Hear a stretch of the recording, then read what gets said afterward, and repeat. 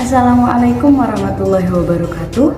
Perkenalkan, nama saya Reni Ardiani dengan NIM D03219027, mahasiswa Prodi Manajemen Pendidikan Islam Fakultas Tarbiyah dan Keguruan Universitas Islam Negeri Sunan Ampel, Surabaya.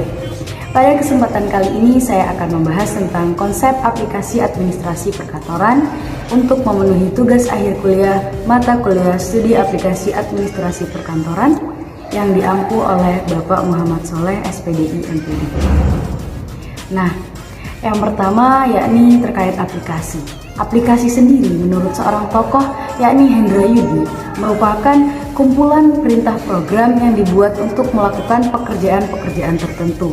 Nah, perangkat lunak aplikasi yang digunakan untuk melakukan pekerjaan-pekerjaan dapat dibedakan menjadi dua jenis, yakni yang pertama ada perangkat lunak produktivitas. Nah, perangkat lunak ini terdiri dari perangkat lunak pengolah kata, lembar kerja, manajemen basis data, dan pengelola informasi pribadi. Lalu yang kedua ada perangkat lunak khusus. Nah, perangkat lunak ini terdiri dari perangkat lunak presentasi grafis, program untuk menggambar, program untuk mewarnai, perangkat pembuatan multimedia, perangkat lunak desain halaman web, perangkat lunak manajemen proyek, dan komputer aided design. Lalu yang kedua, apa itu administrasi perkantoran? Nah, administrasi perkantoran ini merupakan rangkaian aktivitas dari merencanakan, mengorganisasikan, mengarahkan, mengawasi, mengendalikan, hingga menyelenggarakan secara tertib pekerjaan administrasi perkantoran. Untuk apa? Untuk menunjang pencapaian tujuan dari organisasi. Nah, menurut seorang tokoh yakni Quibble, ada 5 jenis fungsi pendukung administrasi dalam perkantoran, yakni yang pertama ada fungsi rutin, yang kedua ada fungsi teknis, yang ketiga ada fungsi analisis, yang keempat ada fungsi interpersonal, dan yang terakhir ada fungsi manajerial. Lalu yang terakhir itu apa sih aplikasi administrasi perkantoran? Nah, aplikasi administrasi perkantoran merupakan perangkat lunak atau software khusus digunakan dalam pekerjaan kantor. Nah, aplikasi administrasi perkantoran ini biasanya setidaknya terdiri dari pengolah kata dan lembar kerja.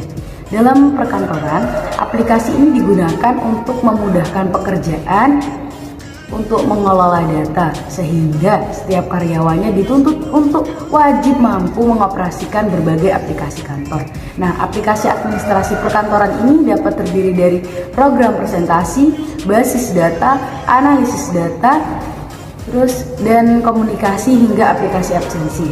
Nah, ada beberapa aplikasi pada administrasi perkantoran, yakni yang pertama ada Microsoft Office. Nah, Microsoft Office ini digunakan untuk semua yang berhubungan dengan perkantoran. Microsoft Office ini terdiri dari Microsoft Word, Excel, Access, PowerPoint, dan Publisher. Nah, setiap software Microsoft tersebut memiliki fungsinya masing-masing yang berbeda-beda tentunya. Nah, yang pertama itu ada Microsoft Word. Biasanya ini digunakan untuk keperluan surat, mengetik, terus laporan. Lalu yang kedua ada Microsoft Excel yang berguna untuk pekerjaan membuat grafik, menghitung, atau yang lainnya yang hubungannya dengan angka-angka. Lalu yang ketiga ada Microsoft Access, yakni software database. Lalu yang keempat ada Microsoft PowerPoint yang digunakan untuk presentasi. Lalu selain Microsoft Office ada OpenOffice.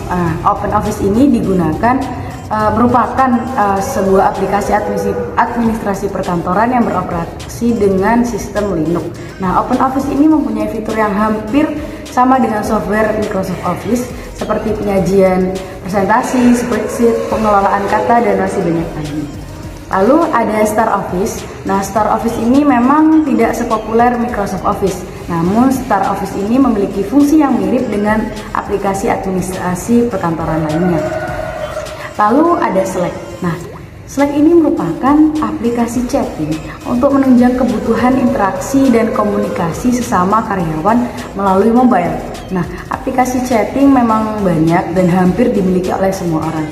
Nah, dalam aplikasi Slack ini kita bisa langsung membuat saluran diskusi, berbagai dokumen, bahkan dapat mengoperasikan data yang telah terintegrasi dengan Dropbox, Trello, Google Home. Nah, lalu ada Evernote.